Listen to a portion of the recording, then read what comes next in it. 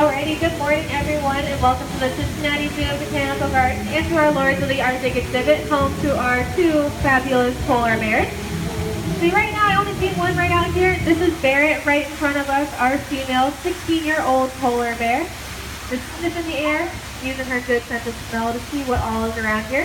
We do have another polar bear and male. His name is Little One, weighing in at a massive 750 pounds, so not so little. But it looks like he must be sleeping somewhere or behind the scenes, so maybe he'll come out later. So we're going to be talking about our polar bears here today, learning more about them. In a little bit, we're going to be seeing some cool polar bear enrichment that our keeper is going to be giving them. We'll talk a little bit more about that later. So does anyone know where polar bears are from? You guys can just shout it out if you know the answer. Yeah, in the Arctic Circle up in the North Pole. So they live in a really cold place. They can span across 5 countries, including Greenland, Norway, Canada, our US, and Russia. So all very, very cold places. So polar bears have to have some really awesome adaptations in order to stay nice and warm. So probably the most obvious adaptation you can see on Barrett right in front of us here is their white fur. So a fun fact about polar bears' white fur is that their fur actually isn't white. It's made of a bunch of clear hollow hairs, and they use those clear hollow hairs to reflect the light off of the ice and the snow and make their fur appear white so that they can blend in and camouflage with their surroundings more easily. But underneath all of those clear hollow hairs to help keep them warm is also black skin. So they use that black skin to absorb as much sunlight as they can, since it is very, very cold in the North Pole, as you guys can imagine. So it looks like I see our keeper up there getting ready to throw down some enrichment for Barrett here. So for anyone who doesn't know what enrichment is, enrichment can be anything from food, like that board being thrown down, to nuts are also being thrown down, different kinds of food, even training, and even different kinds of toys, as you can see in the pool. So it looks like Barrett is getting some fall-time snacks over here. You might be thinking, well, looks like those squashes are probably not found in the North Pole, right? So that's something really great about enrichment, is that we can switch up our animals' lives, help keep them stimulated, keep their minds active, and try out some new flavors. Some of the favorite foods that our polar bears like to eat can include different mealworms and apples and watermelon, even some yogurt sticks being thrown into the pool. So you can see Barrett getting a little snack over there. So it looks like I see Little One starting to poke his head up from his little sleeping spot in the back of the enclosure over there. And maybe he'll come out to get a snack and you'll get to see him up close as well. So now you can see Barrett moving around a little bit, getting by feet. Make sure you guys look at the massive paws on her feet.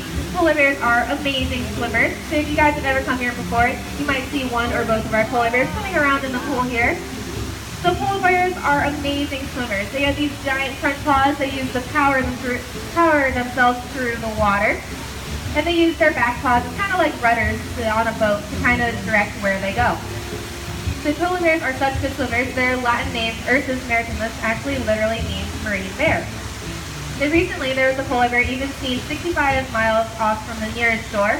So to put that in a little bit of perspective, that would be like if you and me swam all the way to Kings Island, did a couple laps around the park, and then swam all the way back here without getting tired. But that polar bear was just that far out to the ocean, and he had to come all the way back or even further to reach the nearest land. So since polar bears are such great swimmers, you might think that that's where polar bears spend most of their life, is swimming in the water. Actually, polar bears spend most of their life on the ice, and that's where they find their food. Does anyone know what a polar bear's favorite food is? So you can just shout it out if you know the answer. Okay, polar bear's favorite food is actually seals. So polar bears have a really neat technique for hunting, and it seems pretty easy. What they do is just they are walking along in the ice and they look for a hole in the ice. If they know that hole in the ice means that a seal is going to have to pop out of there for air sooner or later.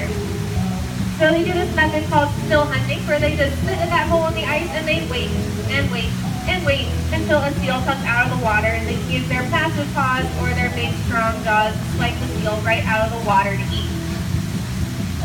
But polar bears don't only still hunt, they're really good ambush predators as well, and they can use their white fur to help camouflage into the snow and the ice and sneak up on their prey for hundreds of yards. So I have another question for you guys. How many penguins do you think a polar bear would eat in a day? You can just shout it out if you have any guesses. 125, that's a great guess. Any others?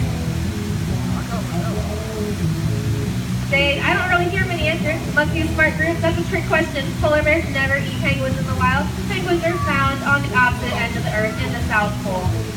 So no penguins for these guys, but they are carnivorous bears. Very carnivorous, will eat mostly meat, only resorting to vegetables and fruit when they're really desperate for food. So since polar bears spend so much time on the ice, and the ice is beginning to disappear with our changing climate, we need to do something to help make sure these polar bears stay in the wild. Something really easy that you and I can do every single day is just recycle and throw away your trash. But making sure that your trash makes it into the trash can and not ending up on the ground, we help make sure that those trash and recycling items don't end up in the water and eventually our polar bears' ice.